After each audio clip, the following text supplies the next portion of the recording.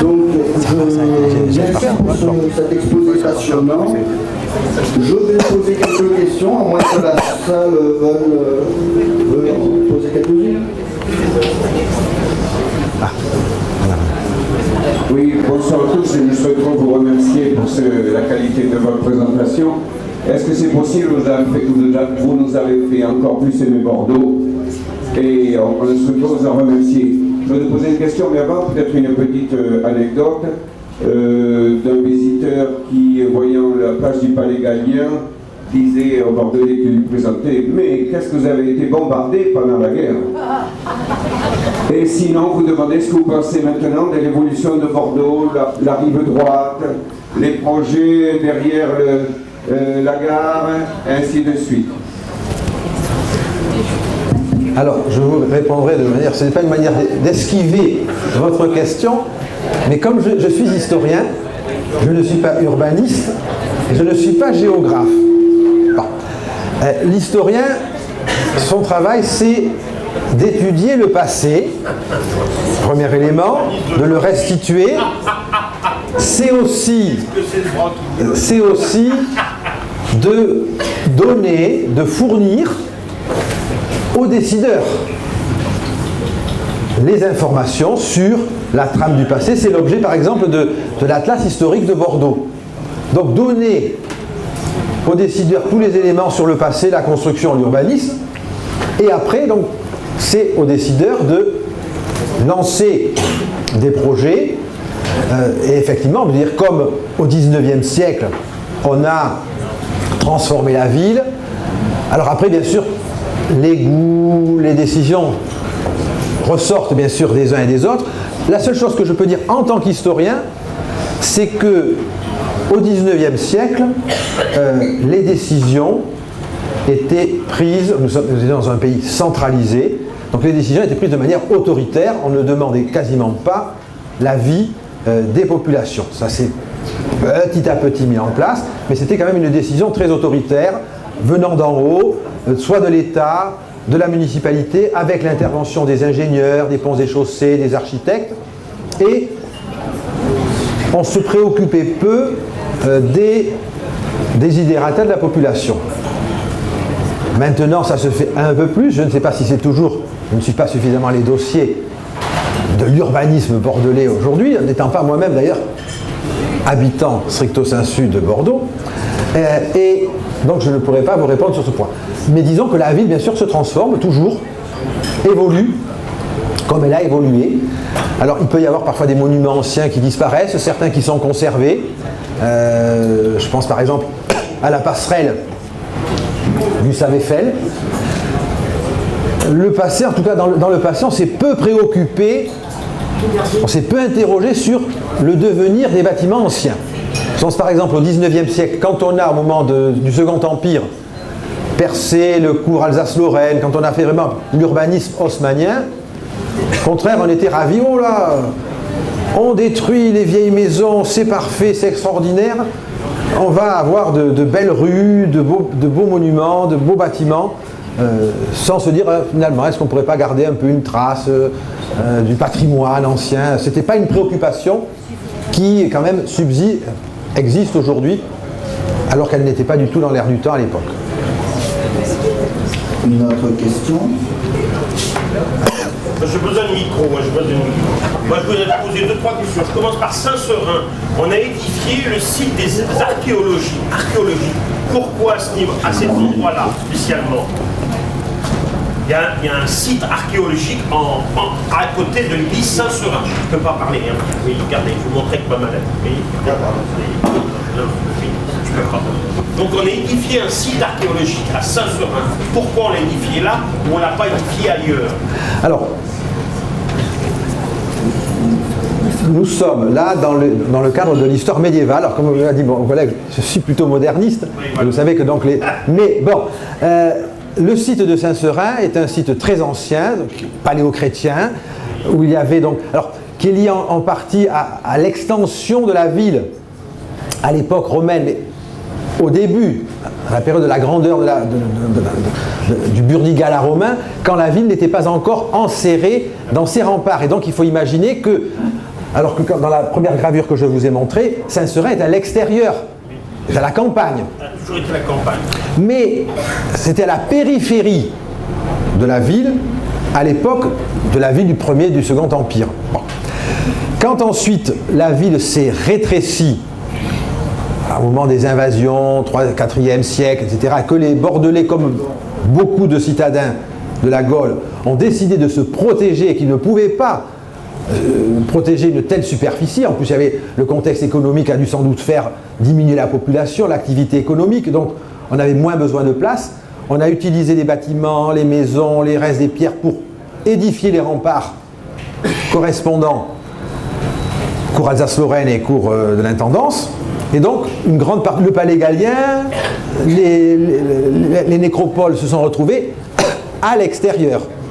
Et ça a constitué un des premiers faubourgs un peu excentrés de la ville, petit à petit rejoint, lorsqu'au cours du Moyen-Âge et au début de l'époque moderne, la ville s'est étendue.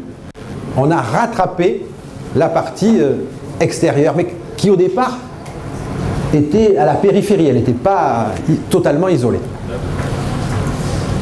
Oui, il y a une question près du comptoir.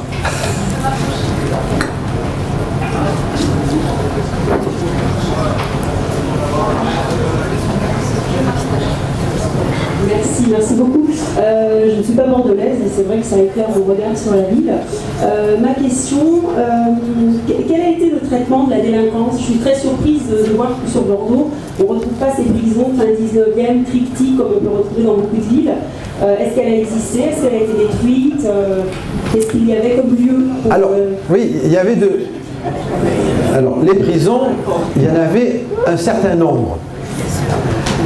Et je dirais que comme nous étions à l'époque, si vous voulez, avant la Révolution, il n'y a pas à proprement parler de ce qu'on appelle le partage des pouvoirs législatifs, exécutifs, judiciaires.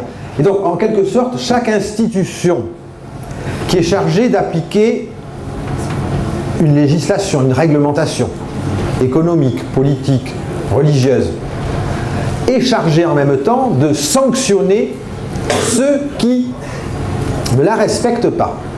Et donc, entre autres, d'emprisonner ceux qui sont pris pour un délit, un crime, etc. Donc, ce qui fait que vous avez plusieurs prisons. La municipalité de Bordeaux, qui était située pendant une grande partie du Moyen-Âge à l'époque moderne, à proximité, à la place, si vous voulez, du cours Victor Hugo, le long du cours Victor Hugo, si vous voulez, entre la Grosse Cloche, qui est un reste du beffroi de l'hôtel de ville, et la rue Sainte-Catherine. En gros, le parking Victor Hugo, tout ça, c'était un bandeau, ça représentait l'hôtel de ville. Il y avait ces prisons. Le palais de Lombrières que je vous ai montré, tribunal, disposait de plusieurs prisons, parce qu'il était le siège du Parlement, qui avait ses prisons, il était le siège aussi de la Sénéchaussée et du présidial, donc qui avait sa propre prison. L'évêché, la justice religieuse, qui traitait notamment, par exemple, tout ce qui pouvait concerner les mariages, le délit, les délits que pouvait commettre le clergé, disposait de ces prisons. Donc, si vous voulez, en quelque sorte, il faut imaginer chaque institution chargée de faire respecter une réglementation et de la réprimer disposait de lieux, de geôles, si vous voulez, où on emprisonnait les contrevenants. Sachant que, à la différence de notre époque, la prison est un lieu où on enferme le temps d'un jugement, parce qu'elle n'est pas une peine, finalement. On ne condamne pas à la prison, vous êtes condamné à une amende, vous êtes condamné à un bannissement, vous êtes condamné à la flétrissure, vous êtes condamné aux galères, voilà. Et vous êtes en prison le temps que votre procès ait lieu, avec une justice qui était encore plus lente que de nos jours. Voilà. Donc, ce qui fait qu'il faut imaginer donc, une multitude de lieux où étaient donc gardés des prisonniers. À Bordeaux, comme d'ailleurs dans toutes les villes. Hein.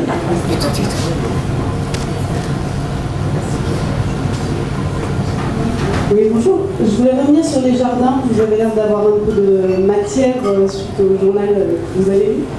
Vous pouvez expliquer pourquoi, quelles ont été les décisions, jardin français, jardin anglais, et la française, la anglaise.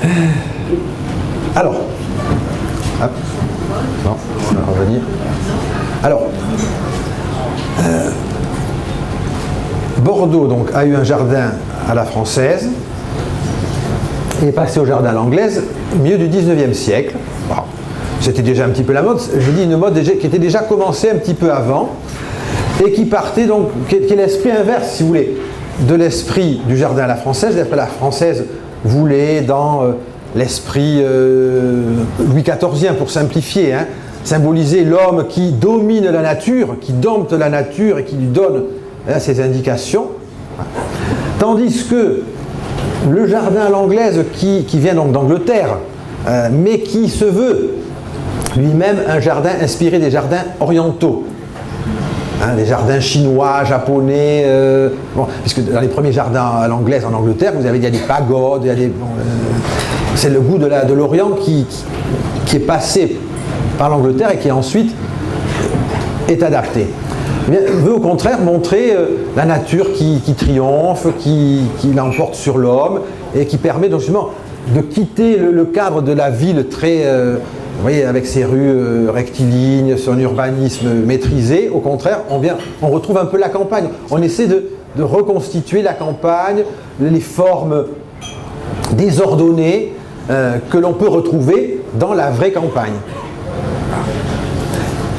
Et le maire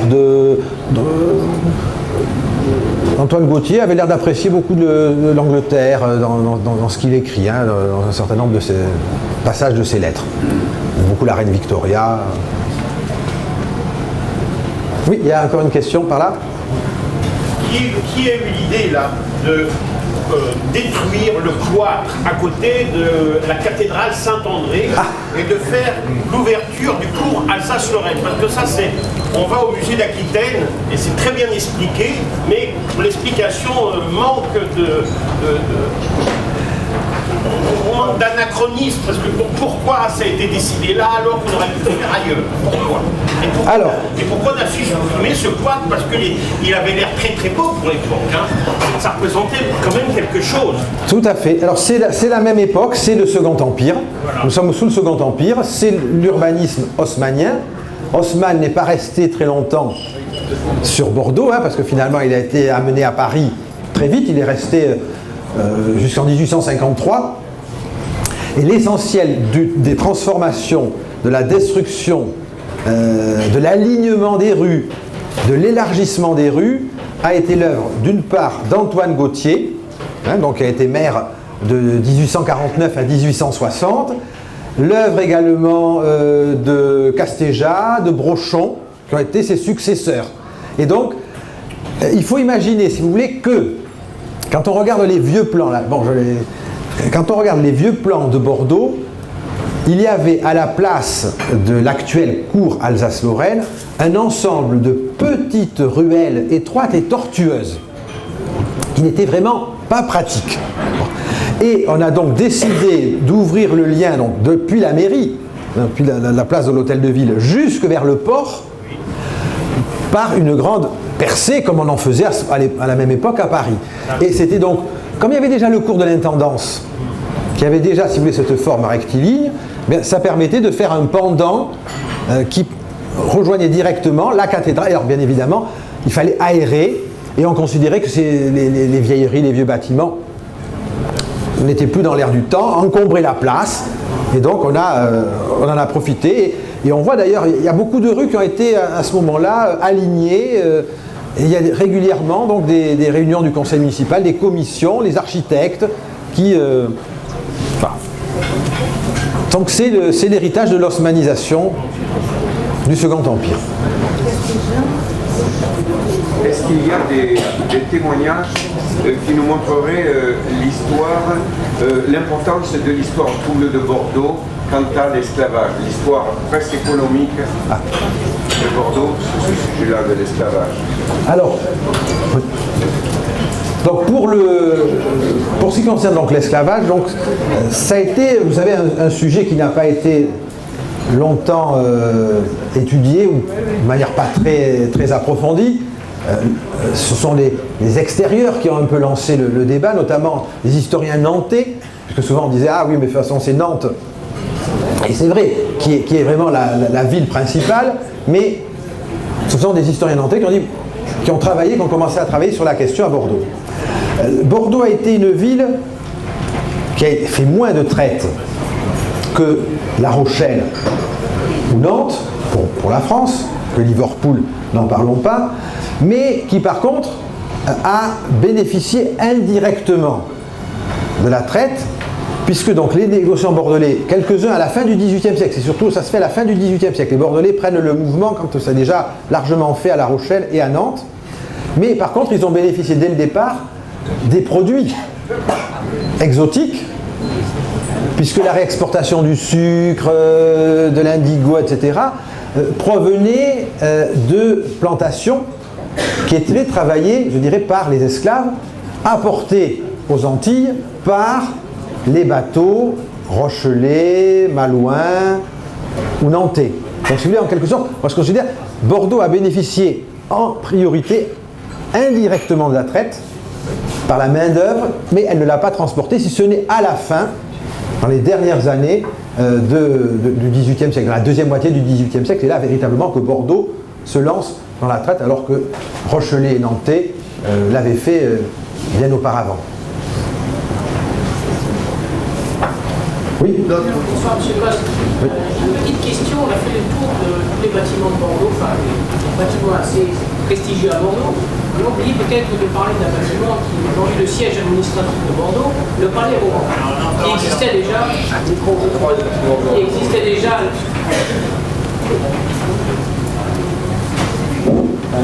Le Palais Rohan, qui est le siège administratif aujourd'hui de Bordeaux, on sait par les écritures que le Palais Rohan a été le palais impérial durant le séjour de Napoléon Bonaparte en 1808, avec son épouse l'impératrice. Je voudrais un petit peu m'arrêter là-dessus pour savoir où est né le Palais Rohan. Existait-il déjà au Moyen-Âge? A été-il construit après? Un petit peu s'intéresser de ce palais qui est, ma foi, quand même assez important aussi sur Bordeaux.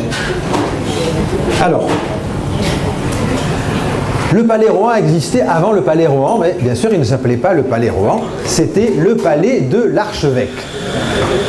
Et je reviens sur cette première gravure, en fait il faut imaginer la cathédrale coincée près des remparts ouest, et dans la partie correspondant aujourd'hui à une partie donc de la rue Vital-Carle, une partie excentrée, rue des Remparts et autres, il y avait, touchant la cathédrale, et même aussi à l'emplacement de l'actuel Palais Rohan, il y avait un ensemble de bâtisses qui constituait le palais de l'archevêque depuis le Moyen-Âge.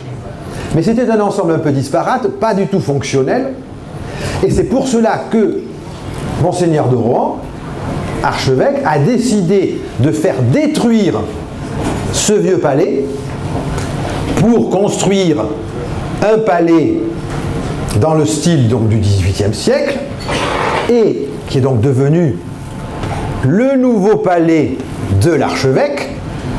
Et comme bien sûr cette opération devait coûter énormément d'argent, il a lancé, puisqu'il avait les terrains qui étaient à proximité, un grand plan de lotissement qui a donné naissance au quartier dit de Mériadec, puisque c'était Monseigneur de Rohan-Mériadec.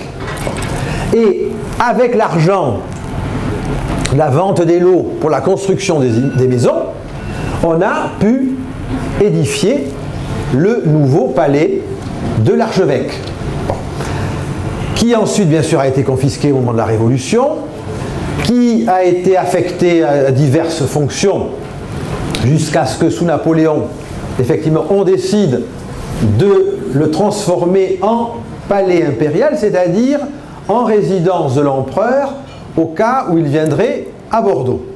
Puisque sous le Premier Empire, Bordeaux a été appelé Bonneville c'était une terminologie qui existait déjà sous l'Ancien Régime. L'empereur avait donné à un certain nombre de villes le titre de bonne ville. Et donc il fallait une résidence qui puisse être à la hauteur, n'est-ce pas, de l'empereur quand il se rendait en province. Bon, parce que, je me dis souvent à mes étudiants, nous ne sommes pas à l'époque des TGV, des avions ministériels qui font qu'un président peut aller faire l'aller-retour entre Paris et la province dans la journée. Hein? Quand on se déplace, c'est pour des jours et des jours, des semaines. Bon. Donc généralement, on reste un certain temps sur Bordeaux, sur d'autres villes importantes. Donc on a transformé l'ancien palais de l'archevêque, qui était quand même une belle facture, on l'a transformé en palais impérial, on l'a meublé. On l'a meublé, pour la petite histoire, on l'a meublé avant l'arrivée de l'empereur, et on l'a fait tester, je dirais, par un connaisseur, puisque Napoléon est venu à Bordeaux en 1808, et l'année précédente, en 1807, on a fait venir l'archi-chancelier de l'Empire, Cambacérès, qui était célèbre pour ses goûts de luxe, et qui a dit d'ailleurs que c'était pas assez bien meublé, que il fallait quand même faire des efforts, et on a donc amélioré l'ameublement de ce palais, et il semblerait que le lit, mais c'est une hypothèse conditionnelle que j'emploie, que le lit du palais impérial de Bordeaux se trouve actuellement sur un des lits qui est exposé au musée Marmottan à Paris. Voilà, hein. Donc si vous allez au musée Marmottan, il y a un lit d'Empire qui est vraisemblablement celui qui a servi à l'empereur lorsqu'il est venu à Bordeaux. Et puis ensuite, petit à petit, c'est devenu palais royal, et puis ensuite ça a été affecté sous la monarchie de Juillet à la mairie de Bordeaux. Voilà. Oui. Oui. Est-ce qu'il y avait des villes autour de Bordeaux, dans le centre de Bordeaux? On parle du Bordeaux disparu. Est-ce qu'il n'y aurait pas des crues disparues, des grands crues qui auraient disparu au moment des constructions? Il y avait des grands tableaux, des grands vignobles. Alors, il y avait, contrairement à l'image que je vous ai montrée au début, il y avait effectivement de la vigne.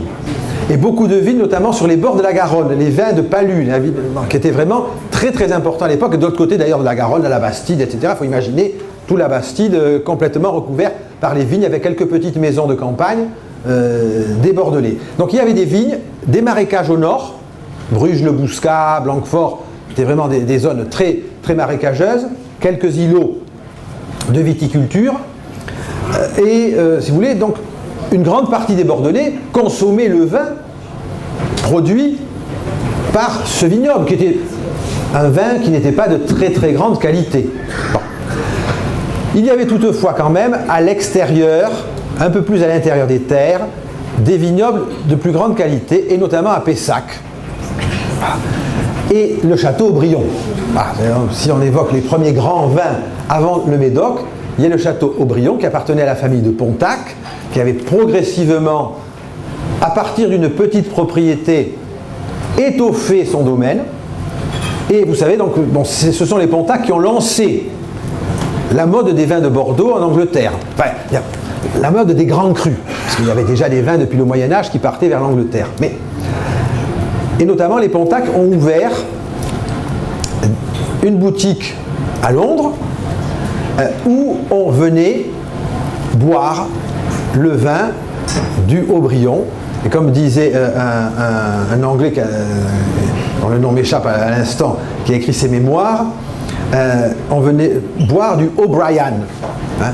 Bon, vous avez transformé donc Aubryon, et c'était donc un vin déjà où on recherchait la qualité, et c'est là le démarrage, si vous voulez, des grands crus.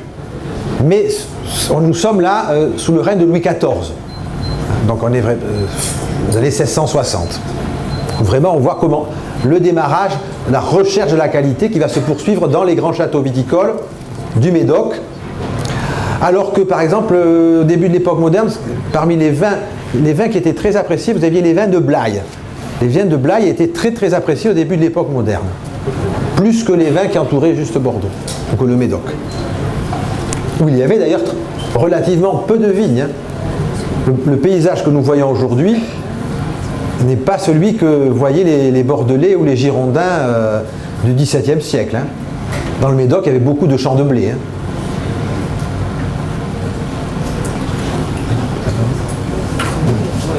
Juste une petite anecdote, puisque j'ai parlé de Mériadec. D'aucuns peut-être se rappellent de ce qu'était Mériadec avant ce qu'il est maintenant. On ne peut pas le regretter, mais Mériadec, c'était une place avec plein de boue, des marchands qui vendaient des appareils, surtout en manchot, des appareils électroniques qu'ils démontaient, électroniques à lampe, pardon, qu'ils démontaient que j'achetais. Et c'est aussi un lieu de, on va dire, pas trop sérieux. Et mon père était gendarme et le voisin un jour il rentrait et il racontait cette histoire, c'était rue judaïque. Et je suis passé à Mériadec et puis j'ai vu la grosse Josie. Alors je lui ai demandé comment vas-tu? Et elle m'a dit mais tant que les ovaires vont, tout va. À propos de bâtiments, vous avez fait état. Alors, le Mériadec d'aujourd'hui, bien sûr, le quartier Mériadec, grand bâtiment, bâtiment administratif, oui, ce n'est pas celui du XVIIIe siècle que vous avez vu disparaître. C'était les échoppes. Hein, c'était les échoppes construites à la fin du XVIIIe siècle et qui avaient fait effectivement de Mériadec un quartier pas très bien famé, hein, effectivement. Mais ça, c'est pas une nouveauté bordelaise. Parce que c'est un port, et donc que ce soit Nantes, Marseille, Rouen, Bordeaux, vous avez donc la police, si vous voulez, les sources judiciaires montrent que qui dit ville de port dit ville de jeu et ville de prostitution.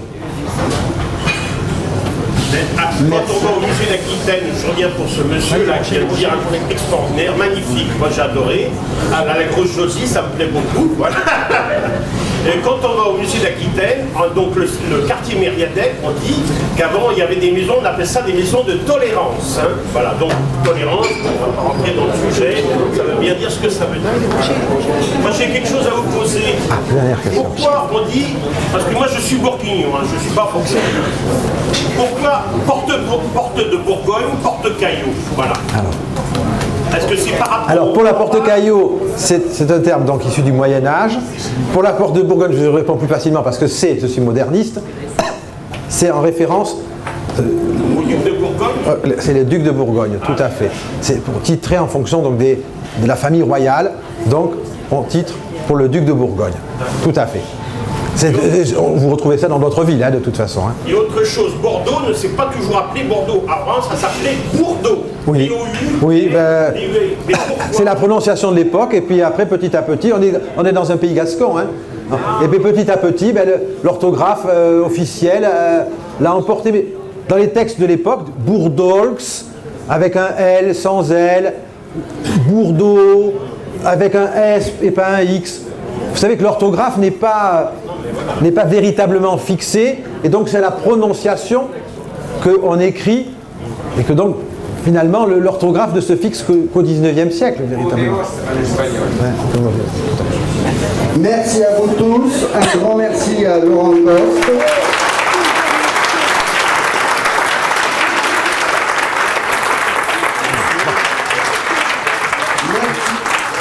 Merci à nos différents partenaires, la librairie Mola, l'agence Compressé. Alors vous pouvez, si vous le souhaitez, retrouver une sélection d'ouvrages de Laurent Coste au stand de livres que vous voyez en haut. Nous vous donnons rendez-vous pour un prochain café historique qui traitera cette fois de la chute de la Troisième République en 1940. Merci à vous tous, bonne soirée.